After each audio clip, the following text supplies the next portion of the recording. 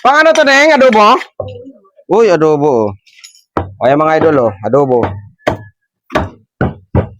Hindi pa tayo nakapag ano, parang mabugtaw pa. Ayan, kailangan kasi mga idol, pag naghiwa kayo ng manok, ay nakarelax yung ating mga laman-laman no, sa katawan.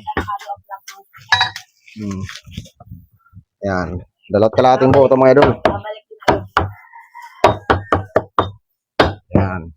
Iba kasi mga idol, pag naka, ano na, yung ating laman mga idol, kasi para wala nang ano, baga, relax na ba? Para yung ano natin, paghiwa mga idol, ay smooth na smooth lang mga idol. Puchero? Ha? Walang ketchup ang puchero. May ano lang, yung kabayo at saka yung ano, yung tawag nun, nag-drive ng makalisa.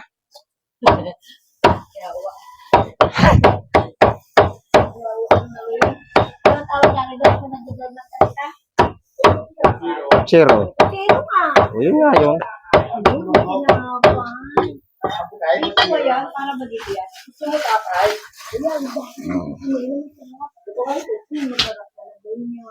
Ah, maraya.